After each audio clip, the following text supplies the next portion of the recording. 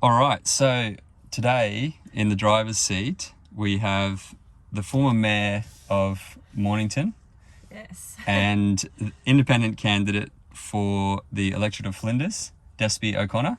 Hey, Daniel. How you doing, Despi? I'm good. I'm good. Excited. That's good.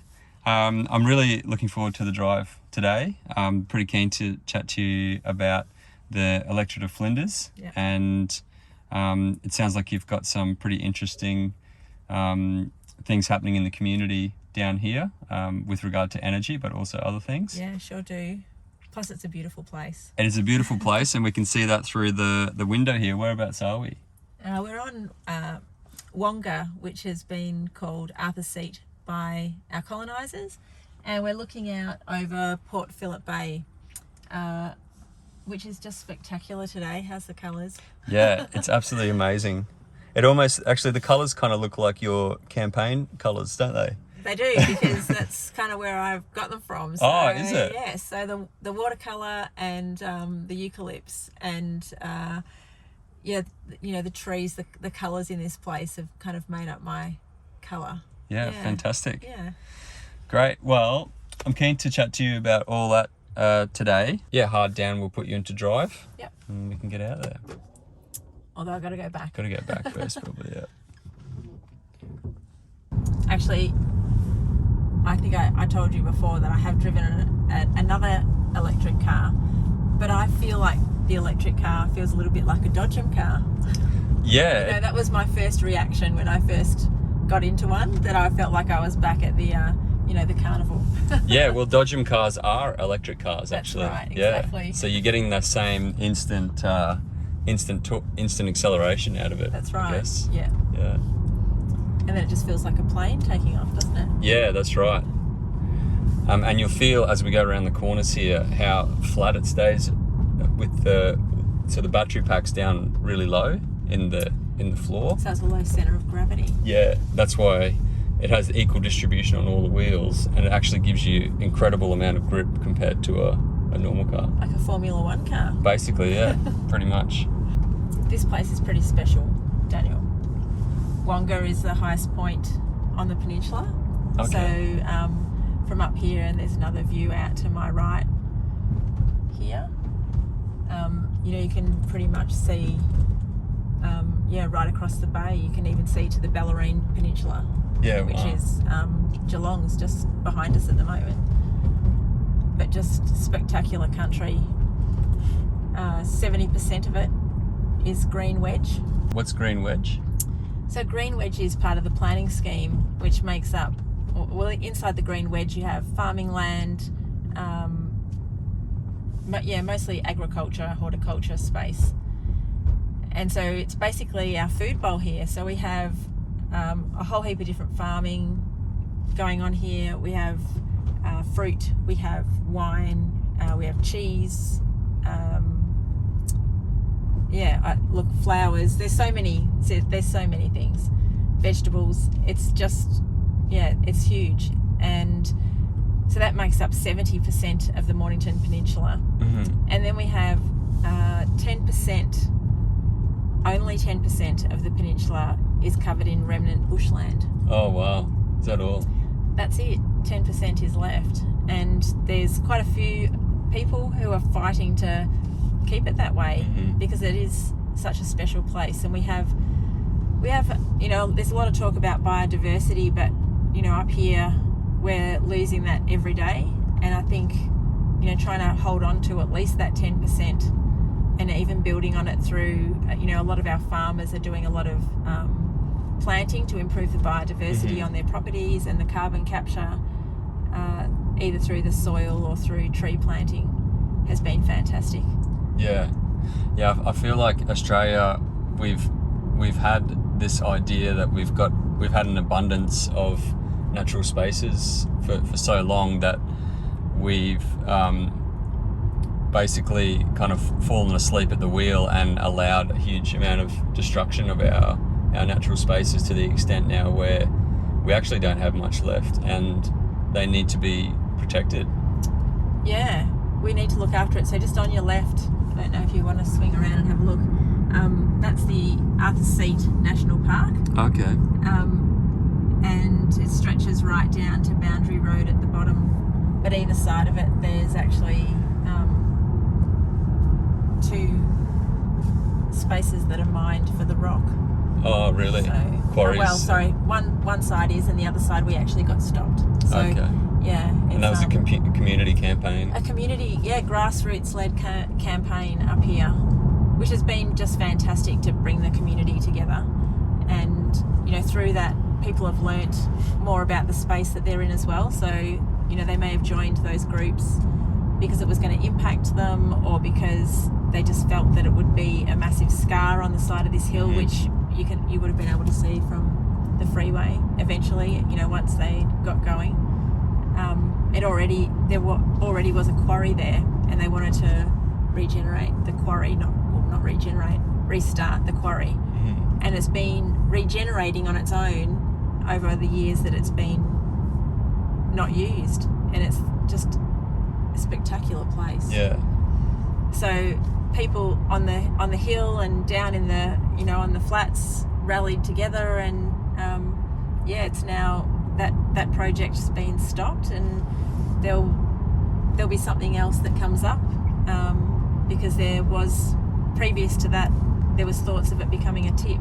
Yeah, right. So and I remember, this is a long time ago, but I remember I was one of the people dressed in red on the side of the hill protesting that one. Wow, there you go. So it was because it's just, why would you put a tip in the middle of an area that's, some of your last bushland space? Yeah, it's just crazy.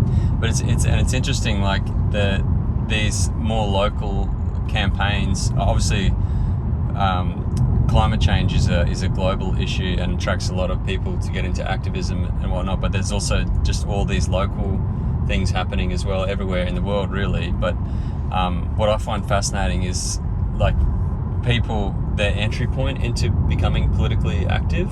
Yeah. Often it is a local campaign, and then once they're in that local campaign, they're connecting with people in their community, then they might get into something else from there. Well, they learn so much, don't they? They learn from each other, Yeah. really. Yeah, it's a huge movement. We had another one down here as well, pushing back the AGL gas terminal.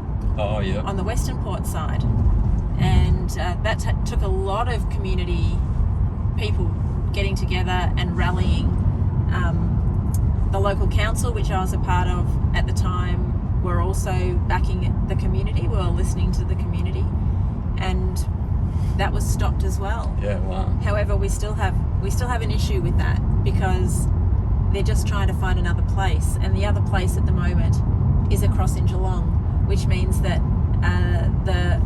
the tank, or the ship tank, would have to actually come through the heads at Port Phillip Bay and come very close to, because the shipping channel comes right in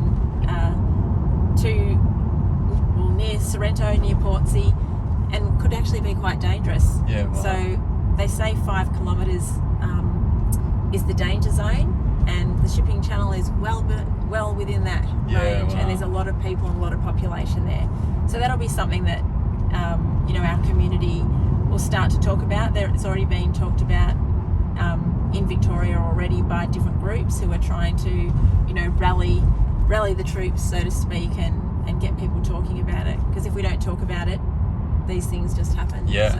Absolutely. And yeah, we've seen quite a few wins recently. The coast of Victoria, we saw a community group put an end to the offshore drilling, I believe. Yep. We've also seen north of Sydney a big campaign, because there was a proposal there for oil rigs off the coast there, and the community said, nah, that ain't happening. Yeah. And it's just awesome to see. But like, it's also just mind-boggling the power that the fossil fuel industry has, the oil industry, the coal industry, gas industry. It's like a relentless onslaught. And something else that's just happened recently, we've seen the federal government announce that 70,000 tonnes of coal is going to be sent to the Ukraine, right? And on the surface, it's kind of like, oh, okay, we're doing something for Ukraine. Well, we could just be sending them money and letting them decide how they want to spend it. But we're taking public funds, public money, and directing it into the coal industry. But not only that, right? It's going to Whitehaven Coal, and Whitehaven Coal is a Liberal Party donor, and it gets better. It gets better. The chairman, sad. the chairman of Whitehaven Coal is Mark Vaile, and Mark Vaile was at one point he was the leader of the National Party, and he was actually a Deputy Prime Minister of Australia. Yeah. And somehow Whitehaven Coal is getting an order from the Australian government of our money to buy 70,000 tonnes of coal. It's just mind-boggling. There's so many issues there. I don't even know where to start. Yeah. It's really, yeah. It's just incredible that they have they're so unafraid to even do this stuff now. The corruption is just so rampant, and I know you're not technically supposed to call it corruption if it's legal or whatever, but come on, this is like outright corruption and influence of the fossil fuel industry over public policy here. Yeah, absolutely. And you know, some of that streams back as well into election campaigns, which is, you know, makes it difficult for people who are trying to represent their community and get a seat at the table. Yeah. Because how do we get a seat at the table when the amount of money that we have to use for an election campaign is so much less? There's so much divide between the parties and, you know, your small independents like me. Yeah, and I guess independents like yourself that come from emerge from these community groups. The communities are you know, your mums and dads, your families that are chipping in $5-10 here and there to try to support your campaign, and you're having to compete with this huge corporate money that's flowing into major parties. Yeah, that's right. You know, the lowest donation I've got is $6. Oh, really? Yeah. Wow. A $6 donation. That's so good. That's actually someone who cares enough to put some money into something that could make a difference, and that's what they have. Yeah. $6. And it's not even $5. It's like, I'm going to go 6. I know. That's adorable, actually. Yeah, it is, isn't it? When I saw it, I actually thought it was a mistake, but because I looked to see if they'd done something else, but it wasn't. It was actually $6. Yeah. And yeah, I mean, the next lowest is 10. So, you know, it's not, and I've got lots of those. I've got lots of 10s. Yeah. Lots of 10s, which just shows that people want to see a change. Yeah, absolutely. Yeah. I think I've got something like 356 donors. Okay, wow. So, you know, think about that with $10. Yeah. Yeah, it's amazing. I've got some bigger ones. Like, there are people within the community who want to see a change, and so they're making a bigger donation, but it's nothing like what I'm seeing with the parties. Yeah. It's nothing like that. Yeah. So it's hard. They're getting hundreds of thousands from a single corporation. That's right, exactly. Meanwhile, my team are making trailers from recycled materials and trailers that were going to the tip. Yeah, wow. So they've been refurbished with recycled and upcycling them. It's just amazing what my team are doing. I can't thank them enough, and all the volunteers who are letterbox dropping for me, because if I pay someone to do that, my money's gone. Yeah. So, and it's gone in one go. So, I've got about 50 odd people who are walking the streets of this place, and I've got to keep it obviously to the townships, because we can't be walking out here. Yeah. It's a bit of a hike once you get out here. Yeah.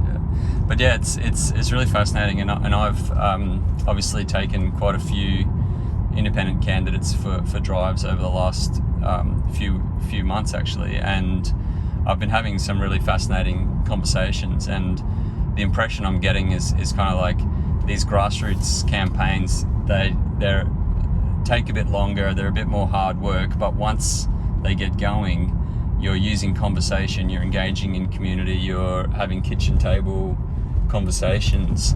Yeah. And the flip side from the major parties is to spend money on advertising, or I've even heard that major parties, I won't mention any in particular, but major parties have to pay people to be on the polling booths on polling day.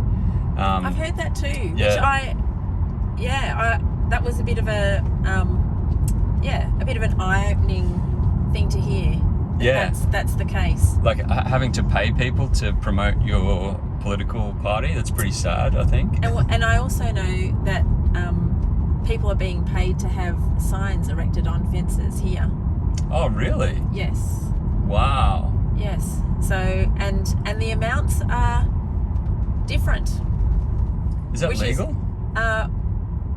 Apparently so. So they're paying people different amounts based on their, traffic or? Well, I'm not sure. I'm not sure why the difference, but I've knocked on doors and I've found out. Wow. So very interesting. It's just been an interesting, this is a little bit of an adventure for me because it's not something I've done before, obviously. And so when I find out those things, it can be a little bit disheartening, but my team is so good. My team always step up and just, provide that support. And I guess, there's going to be down days and up days when you're in any campaign. And as long as your team can rally and lift each other up as they go, I think that's super important, and that's certainly happening in my team. We have so many people, on the phone, talking to people, getting information, sorting through things. It's just, and that's why I'm here with you, Daniel. That's why I can be here with you. Yeah, absolutely. I know that, your staff helped organise this today as well. So, shout out to them for that. Yeah. And I'm seeing, I've been saying to a couple of other candidates that, traditionally we use polls to try and figure out who's going to win an election. Yeah. But I'm going off I've been using a different metric lately, and that's t-shirt sales. Right. And what if I'm giving them away, Daniel? Well, giving them away, if people are happily accepting them, then that's probably pretty much the same. But you're seeing some of these campaigns, they're giving away or selling hundreds of t-shirts, 400, 500, 600 t-shirts. So people are super engaged. I also heard Kylie Tink's campaign, they've got 700 volunteers now. Wow. Which is just incredible. Yes, we have sold some of our t-shirts, but we've given, the people who are volunteering and who are on the ground for me, they're getting one for free. Yeah. And,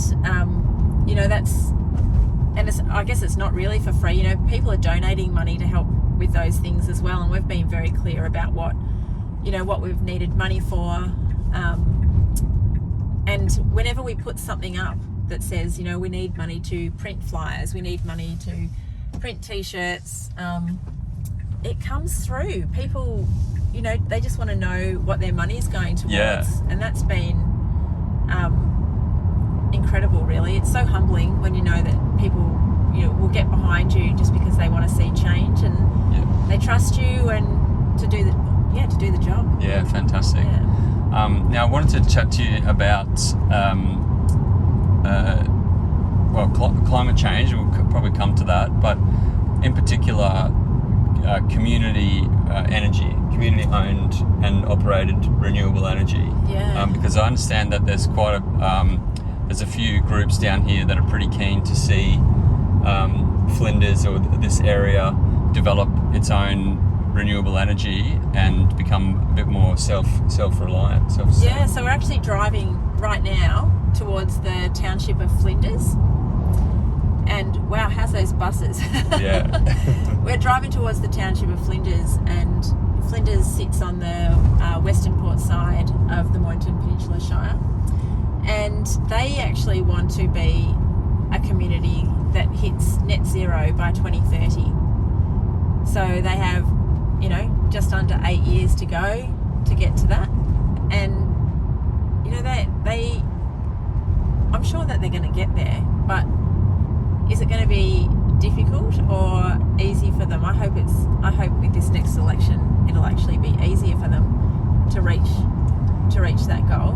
And what are some of the problems at the moment? I mean, there's the will is there. The people want to do it. The people want to do it. The community will is there. The community will is there. there. But the political will isn't really there. And, there's no, some of the issues are around plugging into the grid or having, batteries or having, a whole community comes off the grid. That means that the cost of the grid needs to be shared elsewhere. Well, that's what we're being told. But can we, I'm sure we can change that, Daniel. Yeah. I'm sure that doesn't have to be the case there, and that's about political will. That's about having the money to do something different, or just doing something different. Look out to your left. Oh wow. So we're just heading past. This is the top end of Western Port Bay. Oh yeah. And Flinders Island is out there somewhere with the Nobbies at one end, which is a little rock area that sticks out here. Oh, here we go. There's the view. Wow, look at that. Yeah, that's the Nobbies. And that's Phillip Island. Isn't that just magnificent? Yeah, it's beautiful. What a day as well. I know. Yeah. But yes, and it's not just this one, Daniel. So there's actually 3 groups across the peninsula who want to do a community energy project. And they've been talking about it for a while now, but there just seems to be lots of layers of bureaucracy. Mm-hmm. But when you see this level of community action, 3 groups in one municipality. Yeah, wow. To me, that says something. That says people want to change. Yeah. And I think it's time. It's time for that change to actually happen, and it's going to be up to our government to make sure that sort of thing does happen. But we need to make sure that vulnerable people in our community are taken along with us as well and looked after. And down here on the peninsula, lots of people say that the Mornington Peninsula is a rich place, it's a playground. I've heard that word so many times. We have such disparity between people who, have and people who don't have down here. And in my time as mayor, I saw the richness of this place, but I also saw the poverty, and it's really sad. It's sad that I think there was just under 100 odd people who were being looked after because they were homeless prior to the pandemic, and within a year it was up to about 175, and now we're around about the 400 mark. And now that's just the people that our community support centres know of. It may not be the real figure, because homelessness is not just sleeping rough. It's sleeping on couches, it's sharing homes, it's when you don't have your own address. Sleeping in a car. Yeah, sleeping in cars. Yeah. And there's lots of women sleeping in cars down here with their children. We've got one of the highest levels of domestic violence in Victoria. It's completely mind-blowing, and having learnt that it was that bad in my year as mayor, and seeing vulnerable people slip through the gaps, that's another one of the reasons I wanted to step up. But climate justice and social justice kind of go hand in hand. Absolutely. We can look after people, and at the same time look after our planet, and we can't do them separately. We just can't. Yeah, absolutely. There's no way of doing it separately. I agree 100%. And I think COVID's obviously been incredibly tough for so many people, but one of the positives to come out of it is that it has shown us that we can support people. It's possible to support people, and that the government has the capacity to do that. We know that, like, for the last, almost 20 years, the New Start payment has been around, $278 or something like that for a very, very long time, which is below the poverty line, right? And the argument was always made, we can't afford to increase it, right? We've got to keep the budget, blah, blah, blah. We can't afford to increase it. And then when COVID came, bang, all of a sudden we could miraculously just fund these huge But it wasn't just programs. to our vulnerable people. It was to everybody. Yeah. And all businesses who wanted to take it up. And there were some businesses who didn't. Yeah. And once again, Mornington Peninsula was one of the highest take-up areas in Victoria. Wow. So, you know, there's a lot of work to do. There's definitely a lot of work to do. But some myths are getting busted, I think. Yes. Oh, I'm just going to pan around here now. Yeah, so this is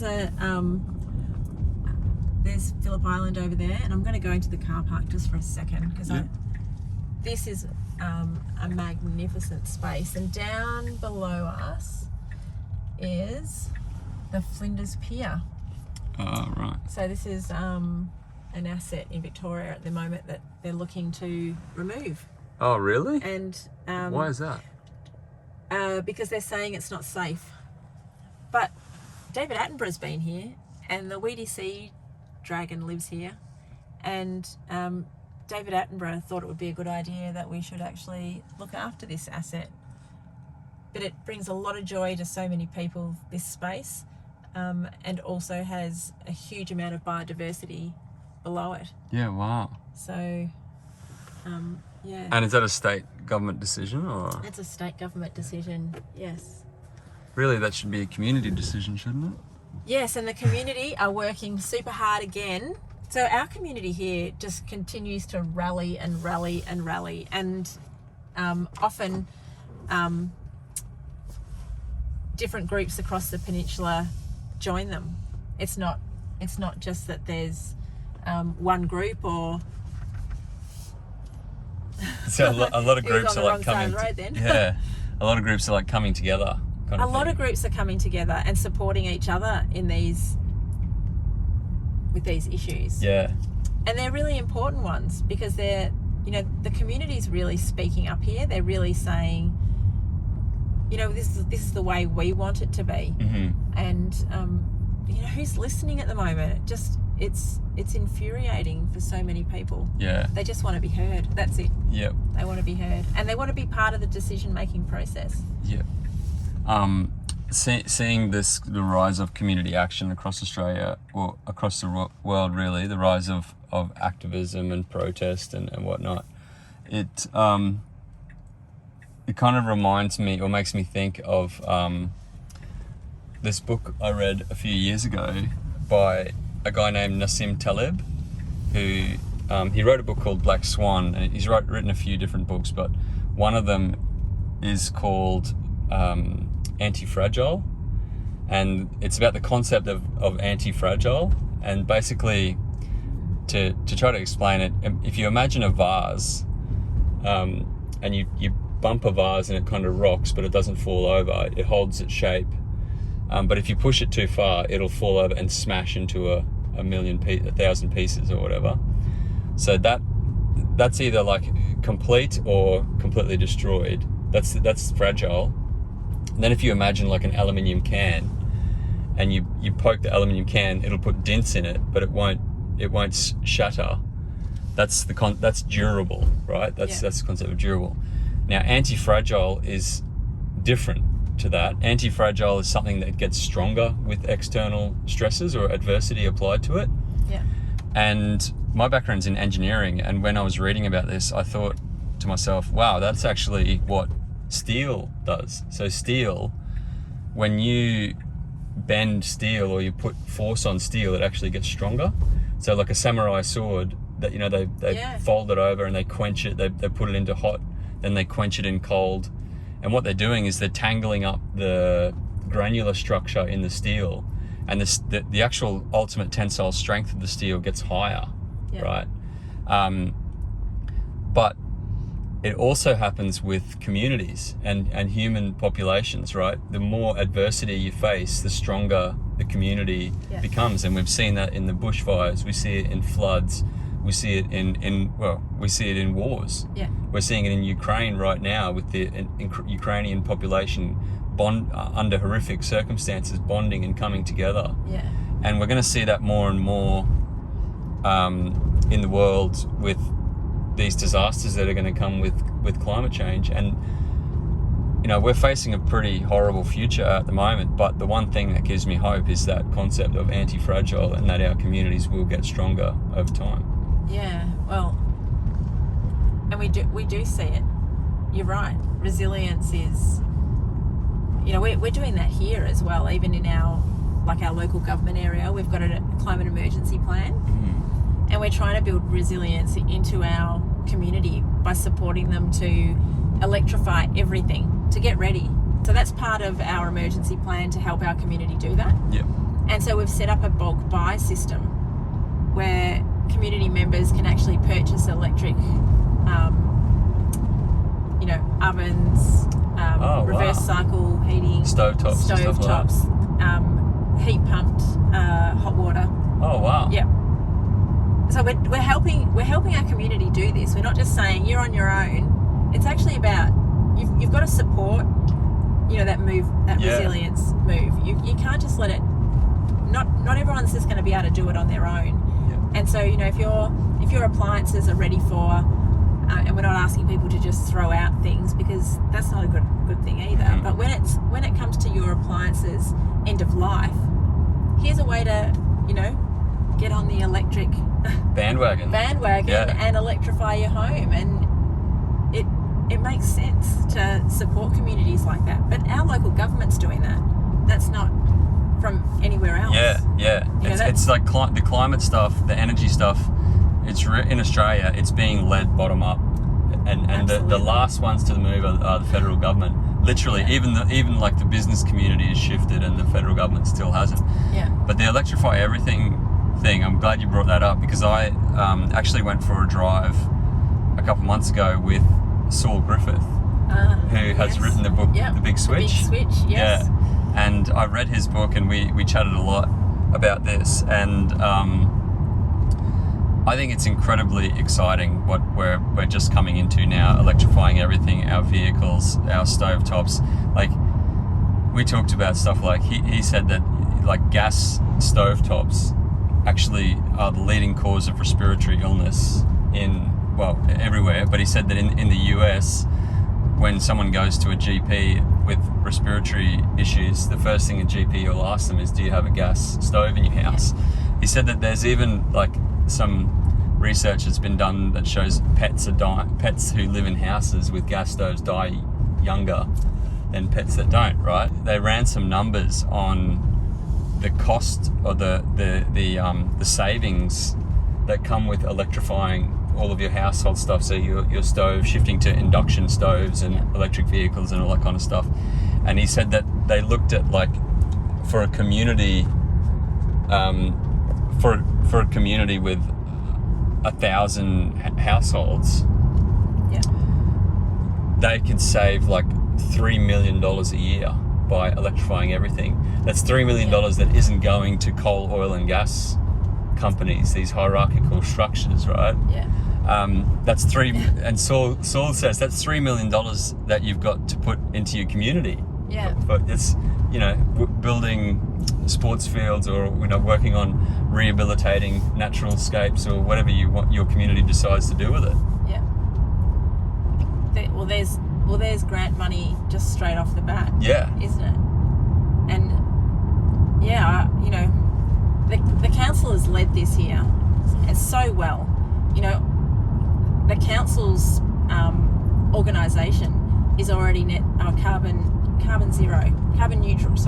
neutral. Mm-hmm. It's carbon neutral already, and I think that says we're doing this to the community, and even if it's little things, it's little policy things. So every time the council has a new build, they install a charger.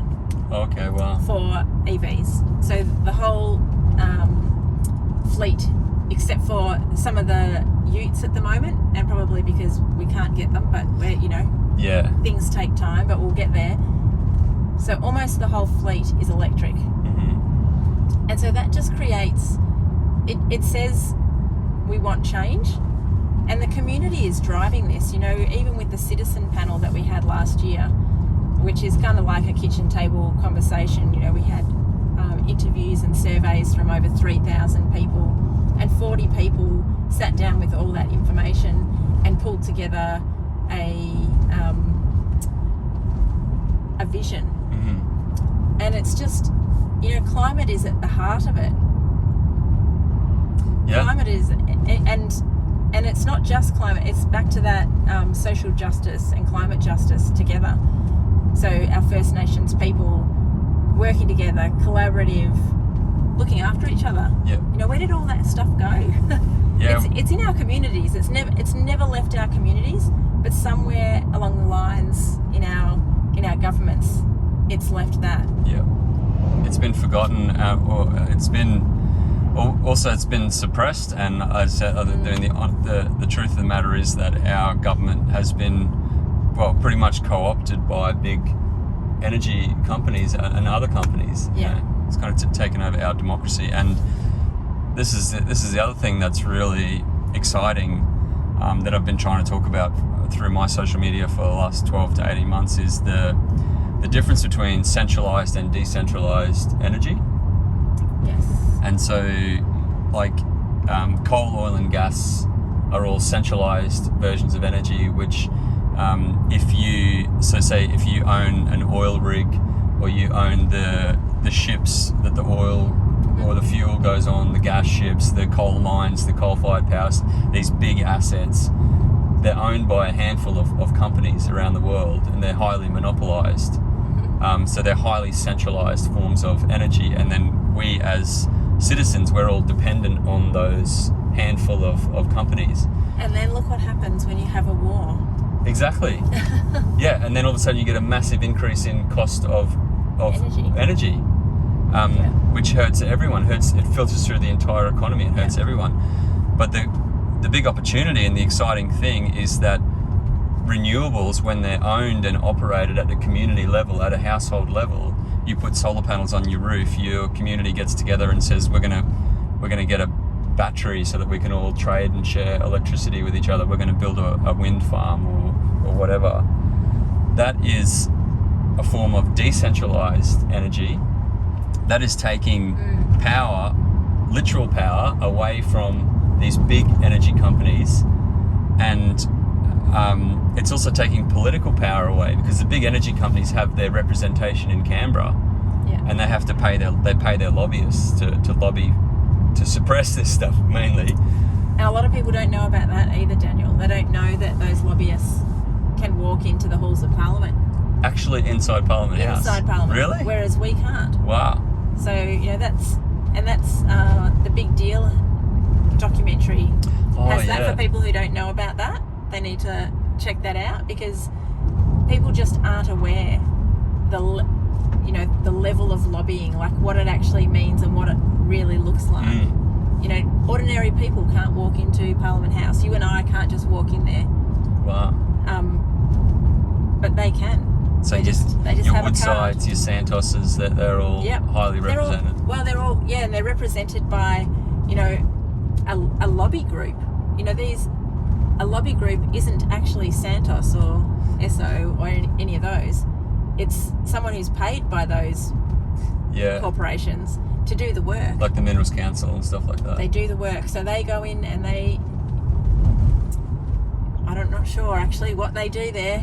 But they influence. Behind the curtain. They certainly influence, don't they? Oh, they obviously do. We're seeing it every day. They obviously do. And like, if you...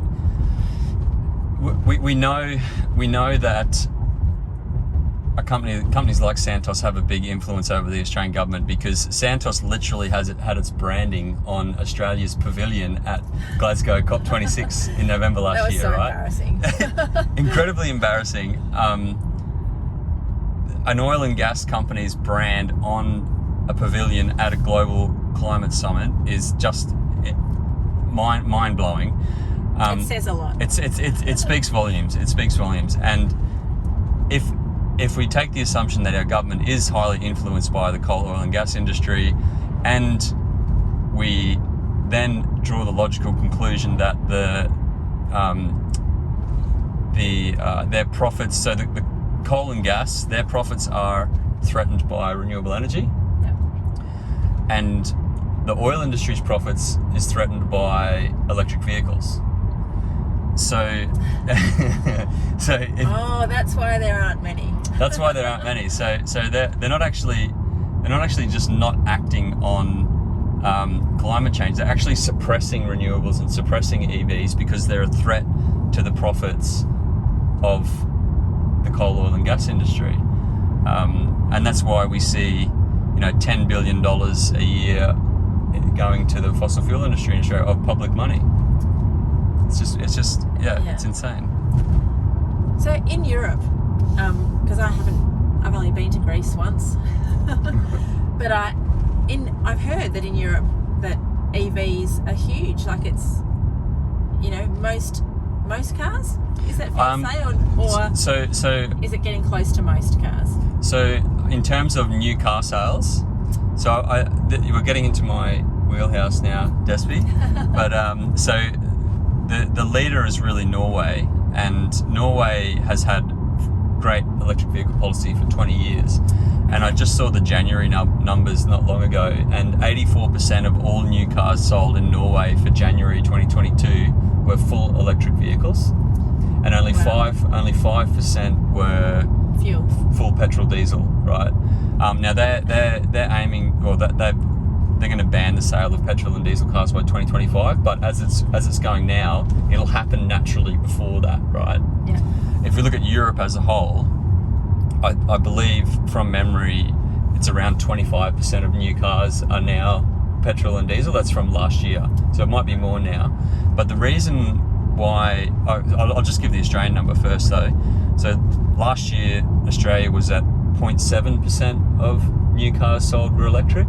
We've had a 300% increase, so I think it's around 2.5% now. That's still very low, but the growth rate is high. It's high, yeah. But that still means that 97% of all new cars are still petrol and diesel in Australia.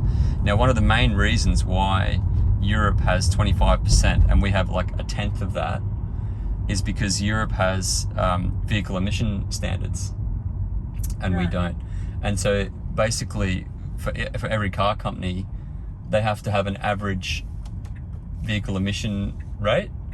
And so because like Volkswagen and these other companies, they're still selling a lot of petrol cars, to get their average down, they have to sell a lot of electric vehicles into that market.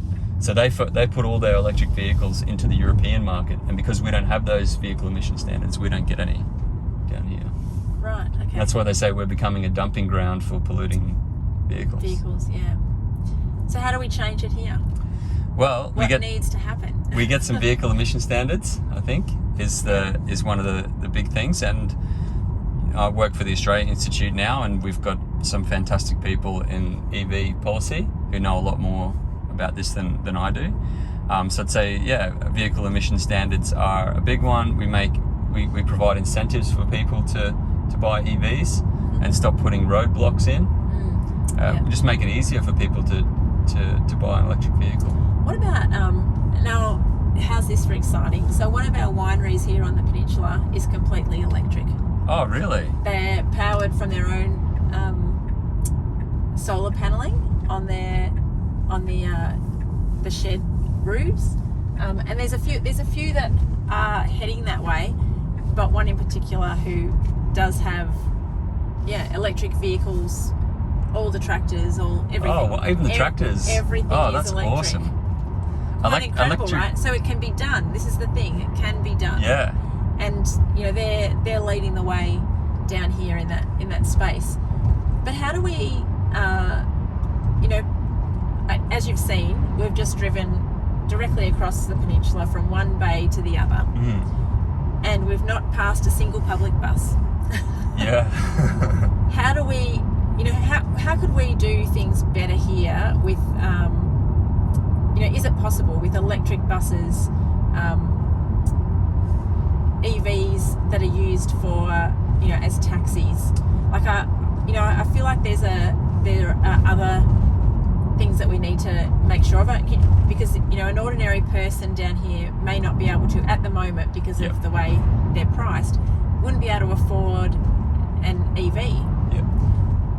And they may be the person who actually needs it the most, right? Because with fuel at $2. Yeah. What are we at today? Haven't looked. I try not to look. Yeah. I think yesterday it was $2.25. Yeah. It's getting crazy, but you're right. And public transport can be fully electrified. China has over 500,000 electric buses on the road Wow. already. I think Victoria has like 2 or 3 as like trials for 3 years, and A 3-year trial. yeah, 3-year trial, and again, like the skeptic in me goes, well, that's interesting. I wonder why they're not moving more aggressively on electric buses. And then I thought to myself, well, you know, someone has the contract to supply diesel to the entire Victorian bus fleet, right? And that contract's probably worth quite a bit. Yeah. And if you electrified all of the bus fleet in Victoria, that diesel contract would be gone. Yeah. Right? And we'd all have cheaper public transport because it'd be running off really cheap renewable energy, and we wouldn't have these huge big plumes of black diesel exhaust fumes spewing out into our city that we're all breathing in every day. Yeah. So absolutely, there's no reason why our public transport can't be fully electrified.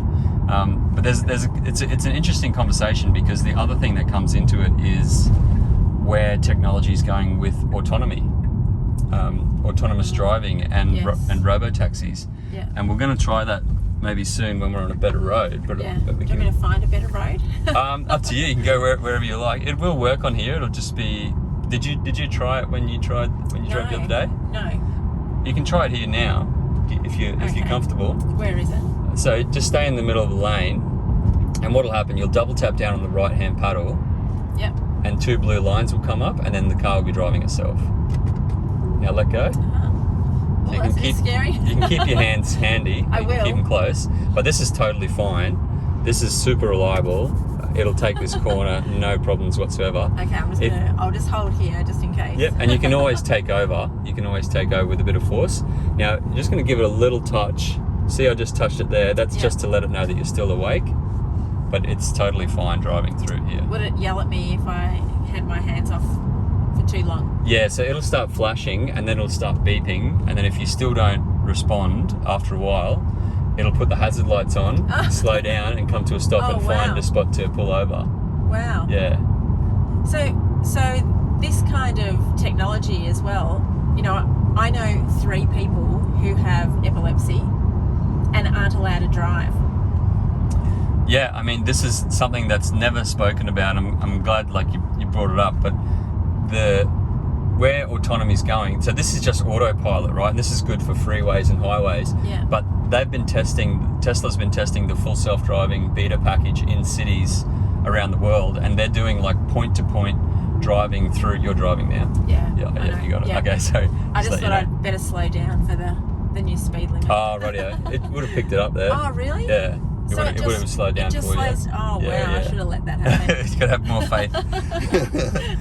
But so, yeah, they're testing this full self-driving beta, and they're doing point-to-point through cities like San Francisco or New York, where the car's, you know, stopping at stoplights, waiting for pedestrians, stopping at crossings.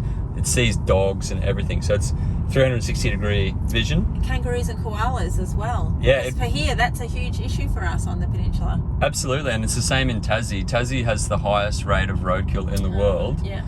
And in the US, so the way this works, you've got 8 cameras around the car, and it's super fast processing chip, and it's using artificial intelligence like image recognition. So it's going, that's a car, that's a 60 kilometre an hour sign. So it's actually reading that sign. It's actually reading it and seeing it, yeah. So it's not through GPS. There is GPS maps, but all the driving is actually, it's seeing everything like we see. And this is where Tesla, yeah, you can go back in. So Tesla copped a lot of criticism early on because other companies were using radar or LiDAR to try to do full autonomous driving, but Tesla's like, no, we're going to use AI and vision.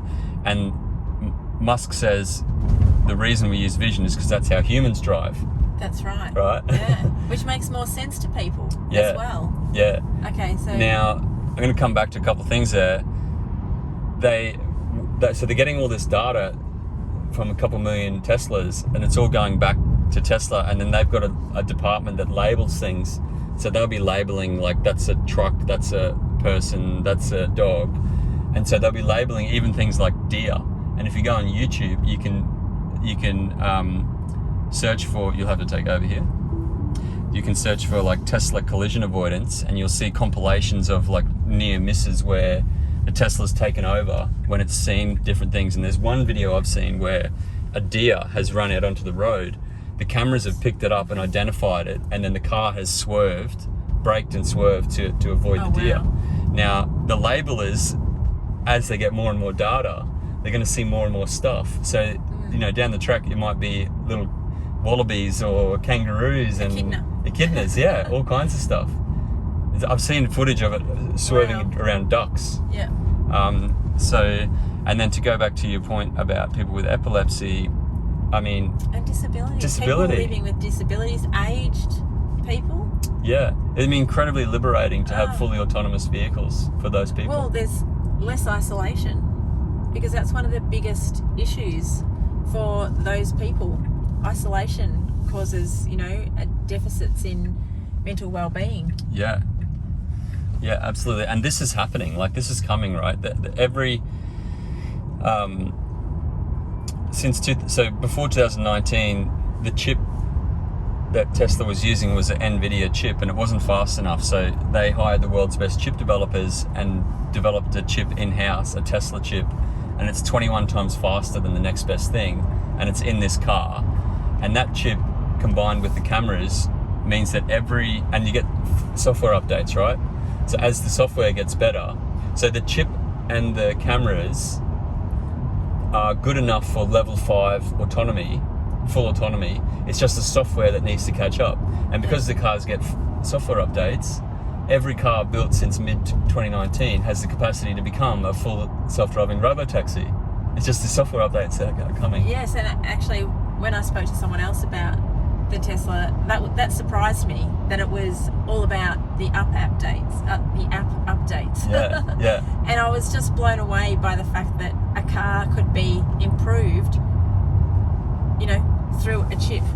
That blew me away. I mean, I'm really, I'm not a Luddite. Yeah. But that's next level, because you don't have to go and get a new car to get, all the stuff, if that's what you're after. Yeah. Or, and I know there's hardly any moving parts on this car. Yeah. It's really only wheels and brakes. Exactly. You can knock it back down into, I want to continue on that, but you can knock it back down into autonomous if you want to chill a bit. But yeah, it's a great point. And what we're talking about there is built-in redundancy into our products, because this is what is really exciting about what Tesla's doing, and hopefully other car companies follow suit, is that they're building the products to last a long time. Yeah. A lot of legacy. It'll set the speed to this car here, so you don't need to worry about that. No, I wondered if I have to touch the thing. It'll prompt you. It'll come up with a message, and then it'll flash blue. Okay. So you'll see it. Yeah. So you're right. Getting software updates, the car's actually getting better. And I've noticed. I've had this car for 2 years, and I've been on the journey with it as it's learning. I got a software update 6 months after I bought it, and it started picking up witches' hats.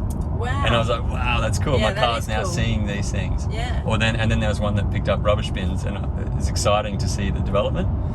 But what it means is that these legacy auto car companies, they don't want their cars to last too long, because they want you to buy another one in 10 years' time. And they also want you to spend a lot of money on maintenance. They want you to spend a couple $1,000s a year. Here comes the speed limit. Did it see it? There's 90. It should have. It didn't pick that one up. No, it has. Oh, it has. Yeah. Yeah. So that's gone down to 60. We just scroll. This is your max here, right? Okay. So you can scroll that up or down there. Okay. And it might be on the wrong setting, but it should match. That max should reset to that there. You're driving it now. Yeah. So they want you spending thousands of dollars on servicing and all that kind of stuff, and you don't have a service schedule with these cars. And also the battery packs in these cars will last over 1 million kilometers. Wow. That's not... So a normal legacy car, as you're calling them a legacy car, I want to know about that word. Anyway, you're calling... Yeah, so the legacy cars, 200,000 is kind of you're really pushing at the edge of its life. Yeah. So what we have to remember is that internal combustion engine, petrol and diesel cars, is actually 19th century technology, right? So many people love that technology, don't they? They think they love it until they've driven something like this. Yeah. But the reason we're all still driving around in 19th century technology is because these companies have a grip and a hold over our system, our society. They need us to go to the petrol bowser. Because they want us to keep spending money, and again, it's dependency on these massive hierarchies. And tell me, in this car, so in the I can't say, I'm not going to say the other car. In the other car I drove, it had a 5-litre fuel source, so that you could actually increase the range of your car, of the battery. Like a hybrid, or? It wasn't a hybrid. So hybrid, like I've driven a hybrid before, and that's, you don't plug that in, it just charges with the... It uses the fuel to charge the battery. That's still a hybrid, Okay, but this one just only does it when you get to the end of your battery. So you put when fuel in it? It gets to 10%. Yeah. The fuel, the 5 litres, will help get you to the next space. I mean, honestly, like, if you want my honest opinion...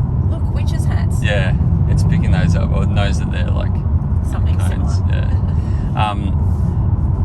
To be honest, the whole hybrid thing, I think, is just a PR stunt, really. It's like, I've seen a meme with... which says, like, buying a hybrid is like buying a petrol car and keeping a horse in the passenger seat in case the car breaks down, then you can use your horse. The technology, electric vehicles, electric motors, the batteries, the technology's been there for a long time, and we need to just get on with it and go full electric. But just wanted to get back to redundancy, like the battery pack, you mentioned these cars, legacy auto cars, getting 200,000 kilometers. Yeah. The battery packs in these Teslas getting 1 million kilometers. The new battery packs that Tesla start in production this year, Musk says will do 1 million miles, which is 1.6 million kilometers. The cells were then independently tested by another company that said, no, that's not correct. They're actually going to get 2 million miles, which is 3.2 million kilometers. Wow. Right? That's amazing. Yeah. And someone asked me on a drive, they said, how long does it take to drive 1 million kilometers? And I said, I actually don't know that. So I went and found out. You did a few back of the napkins. Well, it's what do they say, between 20 and 25,000 Ks a year. Well, the figure that I read, and it won't be out by too much, it's pretty close to that. So 35 to 40 Ks a day average, which works out to 15,000 Ks a year. Yeah. And if you're doing 15,000 Ks a year, that's 66 years to do 1 million kilometers. That's your lifetime. That's your life. You know, your lifetime of driving. Yeah. Because you're about 18, 20 when you get a car. Exactly. And you're done. Exactly. You just upgrade it. That's 1 million. They're saying the new battery packs are going to 3 million. Right. So why are they doing that? Well, this is where the autonomous driving robo taxis come in, and the demise of car ownership potentially. And what we might be looking at is where it becomes so cheap with robo taxis that you don't even own a car. It just drives around and picks you up and drops you off for a few cents or $1 or whatever. And instead of one car driving one person to work each day, one car is driving 50 people to work each day. Yeah. And then you need 50 times less cars. Which means you've also got less cars on the road. So, we talked about this earlier today, but, I've been a big advocate of active travel at my local primary school and helped other schools do the same. And you just need to get less cars on the road to improve safety. And if you can, just remove 25% of the cars, you've already got a safer environment for your school and your children that are travelling to school, whether they're travelling on their bikes or on a skateboard or a scooter or on foot. Yeah. And it just blows my mind that we're so reliant on cars. Yeah. Our society and I think Australia in particular, compared to many other places across the world, we're so car reliant. Yeah. It's kind of like we're going to lose our right arm or left arm if we give them up. If we move away. But there has to be a better way, because in my lifetime already I've owned 1, 2, 3, 4 cars. Yeah. That's really on average in my driving lifetime, 1 every 8 years. Yeah. And that's kind of, you know, when I think about that, That's pretty normal though, isn't it? it is. Yeah. It is normal. It's completely normal. But you know, the amount of waste as well. Like Yeah. those cars, you know, they really just go to waste, don't they? They do. And yeah, on the active transport thing, most people know me as an electric vehicle advocate, but I'm also really into cycling and bike commuter cycling. Yeah. And I lived in Amsterdam for almost a year, and Amsterdam, every single street has separated bike lanes, and like 70% of people cycle, and it's just amazing. You pull up to a intersection, and one of the main intersections in Amsterdam will have 3 cars and about 50 people on bikes, so it's a complete reverse of what you'd see here. And you can see people's faces. It's safe. Yeah. You can have a chat to the person next to you on the bike, and it strengthens community. Yeah. Because you're engaging in, you're not in these steel boxes. Yeah, that's right. Yeah, and so I want to see electric vehicles, but I want to see us use electric vehicles for longer distance transport. I want to see us have communities that have infrastructure which promotes cycling and walking at a local level. So you know, if you just got to walk a couple of k's to get to school, get on your bike or walk with your friends to school. That's what I did as a kid. Yeah. We did it too. Yeah. But I had a red BMX. Oh, really? Nice. I think it's so important for kids to be able to do that. But I see electric vehicles as a pathway to, as you said, free up our streets and give us the space to build that infrastructure as well. Yeah. Yeah, look, I just, you know, that whole active transport thing is so important to me, right down to the, you know, I instigated a bike education program and taught the kids at my school to ride their bikes. And you'll be surprised how many kids at the age of 10 can't ride a bike. And that actually blew my mind. I didn't expect that. But it's because they're in cars all the time. Yeah. They're not on the street. And, you know, riding a bike actually teaches kids how to navigate roads as well. Yeah. But the biggest thing, the most important thing to me is riding and walking connects people to place. Yeah. And when they're immersed in that, you know, in their place, they actually look after it. Value it more. Oh, they value it so much more. And I see that in my trail running community as well. You know, trail runners, you know, what you take in, you take out. It's that hiking mentality. You develop more appreciation for it, I guess. Yeah, because you're out there because you love it. You're out there enjoying a space that's incredible and just brings so much life and, you know, to your day, really. I mean, when you're immersed in it, your senses just go nuts. It's Absolutely. fantastic. No one ever goes on a hike in nature and regrets it.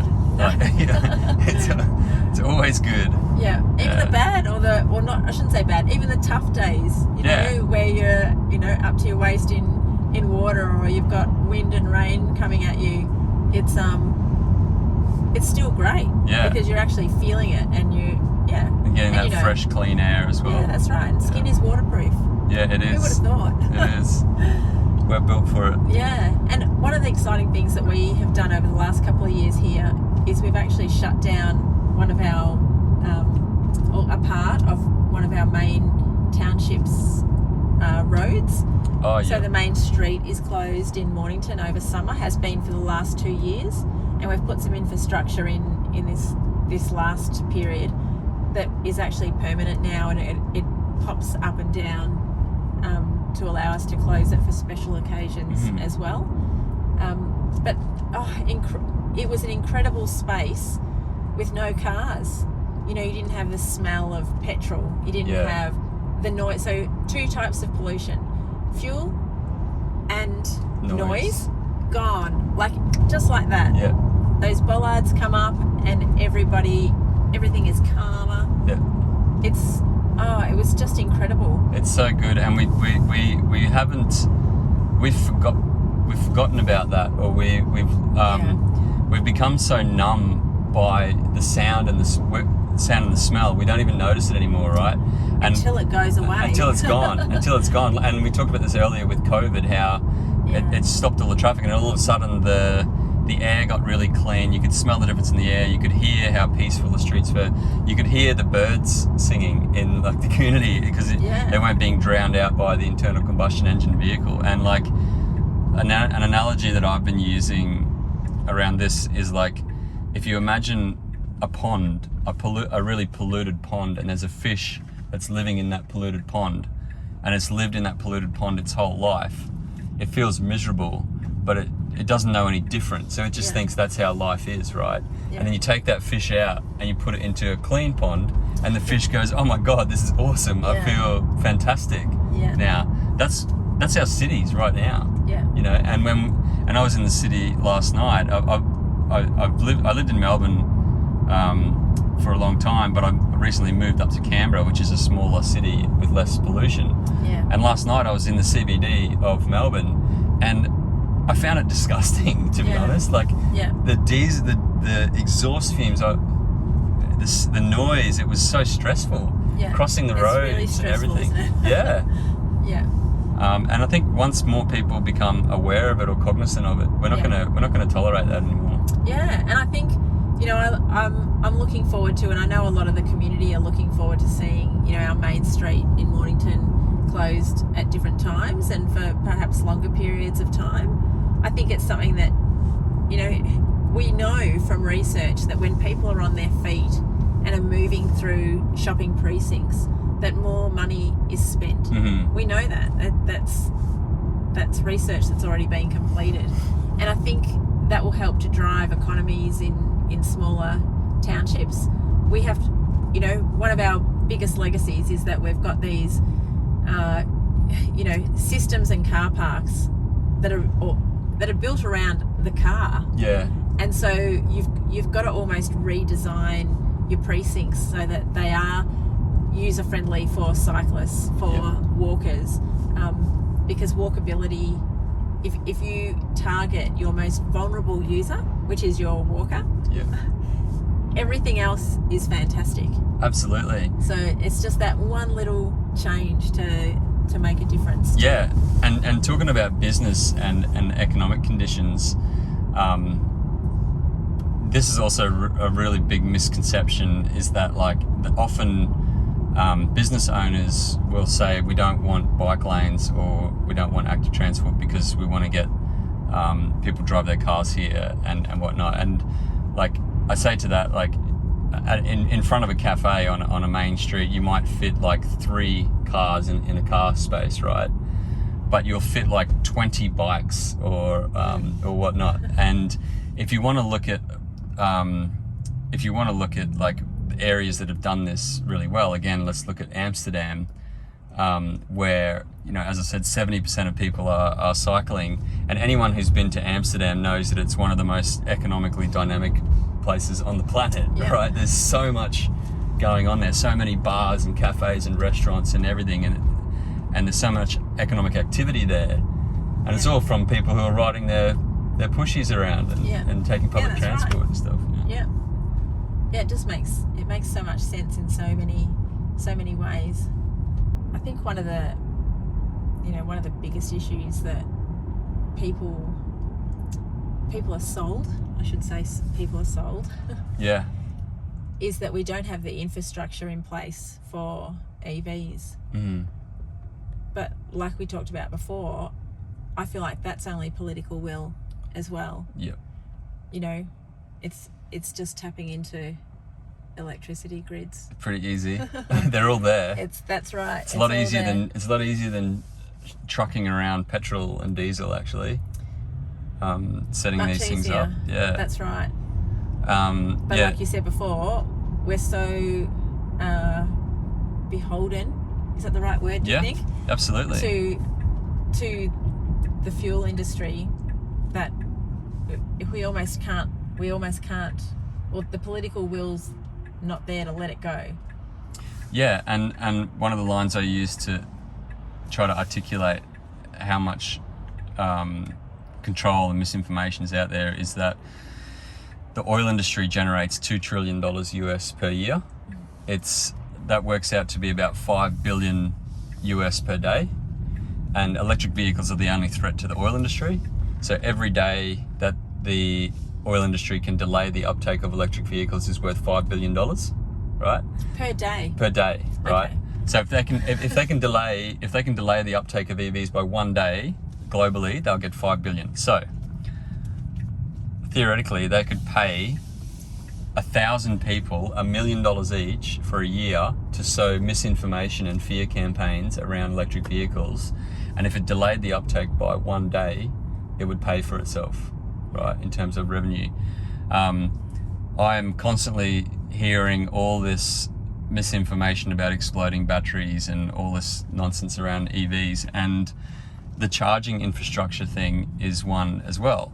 The fact is that everyone with a garage has a charging station in their garage, right? Has a fuel station in their garage if you're driving an electric vehicle.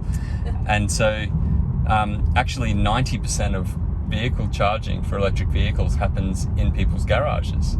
Yeah. So only 10% is on superchargers, and that's either people who maybe live in an apartment and don't have a charger, or it's when you're going from city to city and you have to charge up on the way. So it's a big misconception. Like people think that because they go to a fuel station to fuel up with their petrol car, they think there'll be the equivalent number. We'll need the equivalent number of charging stations, and they're not seeing them out there, right? Yeah. But we actually don't need as many. We need like a 10th. Yeah, that's one of the things that I found when I was driving. So I drove the EV for a year. I have to tell you as well, it's just fantastic not to have to pull into a petrol station. Oh, it's so good. Like, it's the weirdest thing. Going back to I'm actually borrowing a car at the moment from my brother because I want to buy an EV. Mm-hmm. But firstly, I want to get elected. Oh, yeah. And so I'm putting that off, and I'm borrowing a car that we're leaving mostly in the garage. It's just for when we need 2 cars. Yeah. So we just, Anyway, I was finding it really, it was a challenge to actually drive into a petrol station. Yeah. The smell of it and everything. So many things about it. Firstly, you've got to get out. You've got to, fill up, and then you've got to get yourself inside, and you got to run the chips and lollies gauntlet. You've got I'm pretty good at bypassing that stuff. But you do. By the time you've done that, you've got back in your car. It's a good 10-15 minutes, and I don't know. It just seems to be. Not to mention the $100 that you drop into the fuel tank. Well, I had a mate from Mackay. 140 now, yeah. I had a mate from Mackay who I stayed with when I was up there, and we did a lot of drives in this when I was up there. And he rang me a couple of weeks ago and said, he was telling me how, he'd just gone to the petrol station to fill up his car, and it was 200 and something bucks, and he asked the lady who was working there to check if it was right, because he couldn't believe it was that much. And I was like, this is where people see electric vehicles as too expensive, but actually when you're spending $5,000 a year on petrol and service, that within a couple of years they're already cheaper. There's a guy in Norway who posted on Twitter. Have I told this story yet? No, I don't think so. So this a few months ago, a guy on Twitter posted this tweet, and that basically there was so much wind energy coming off the North Sea, on the North Sea wind farms, that it dropped the spot price of electricity in Norway down to 0.1 cents per kilowatt hour. And he posted a screenshot of that and said, I just fully charged my Tesla Model 3 for 10 cents. Right? And this is what is... That's a kick in the guts for the people who just paid $140, isn't it? Exactly. Like, this is what's terrifying the oil industry. Yeah. Is that when you that can... part. Yeah, like if you can charge a electric vehicle for $1 and get 400 kilometres out of it, Yeah.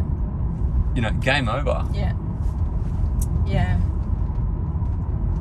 That's just crazy, isn't it? This is the difference, and again, just the will to shift. Because a lot of people who drive their cars as well are just trying to get to work. Yeah. And so, you know, one day's worth of wage could actually be Spent on fuel. That's wild, isn't it? And we're talking about, our lowest paid workers. Yeah. So how do they get by? It's just, there's no thought about that. And it's something that I'm, super passionate about. Just trying to get that, you know. How it's done. Yeah. Yeah.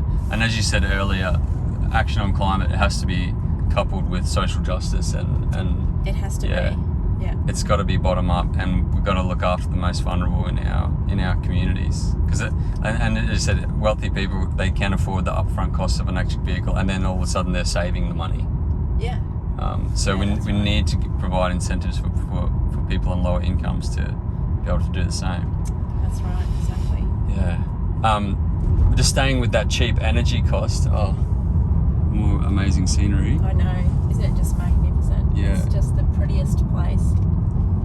This is actually, right here, is the site of the first settlement in Victoria. Oh, so really? So this is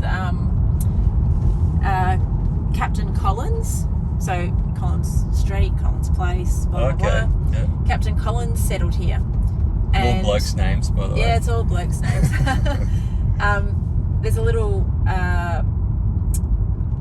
cemetery just up there as well.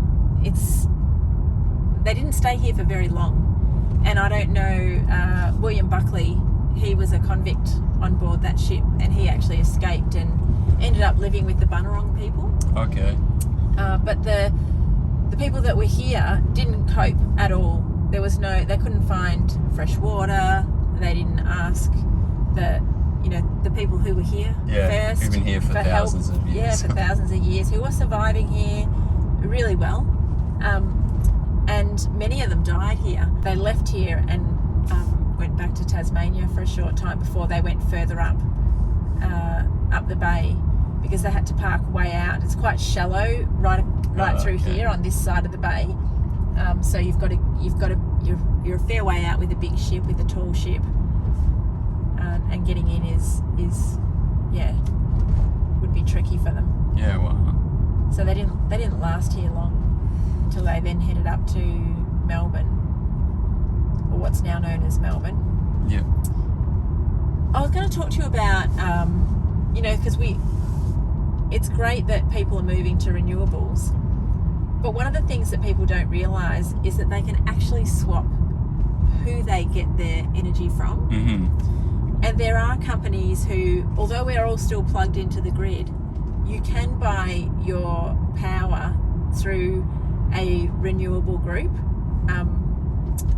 And I'm doing that at the moment, and I'm paying an extra 2 cents per kilowatt hour, so that my energy, so that my company can actually invest in the hardware for renewables. Right. Yep.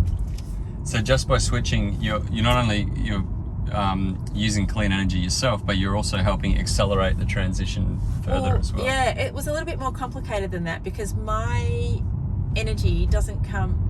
My energy still comes from Loy Yang, which is the power station down the road. Although there is a lot of renewables coming into the grid from this end now. Here's our beautiful new Conti, which was one of the buildings that was built in 1875, I think. Oh yeah, wow, look at that. And it's being redone. Yeah, it's the beautiful. most magnificent building, and they've restored It's like Art Deco kind of style, is it almost? They've restored it. It's just beautiful. Yeah, so most of my power, obviously, it just comes through the grid, so I'm getting whatever's being streamed into the grid. But the company that I'm going through now... Oh, look at that, there's a human there. Yeah. When I first got it, the humans would hover, but now they walk. Right. So they've made it more real. It's building up more and more detail. Yeah.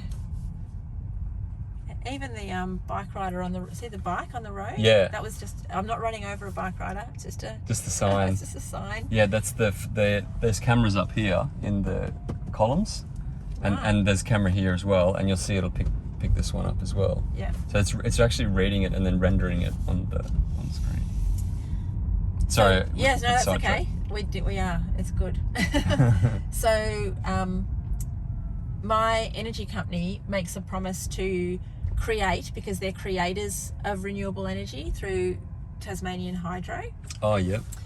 And they will create the amount of renewables that I would need in my home. Oh, okay, yep. The that's equivalent, the equivalent amount. Yeah, right. And so then my extra 2 cents per kilowatt hour goes towards, the hardware to make it all happen. Yeah, wow. Which isn't really that much. And when I compared it to other companies, it was exactly the same, except they were only buying fossil fuel. Yeah, right. Yep. So that blew me away. So people just have to look and check out different their companies. money. Are we allowed to talk about those companies? Yeah, I don't see why not. Yeah, so Momentum is one. Oh, yeah. So that's Tassie Hydro. Yeah, I used to be with Momentum actually when I was in Victoria. Yeah. And so... they're quite cheap as well, because I think I was on 10 cents per kilowatt hour. So that's who I'm with. Are you allowed to say... It's not 10 cents anymore. Can you say what it is? I actually can't remember what it was. Oh, okay.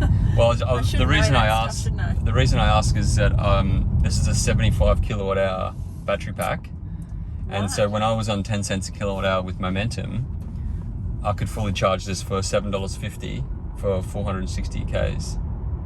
Wow. Yeah.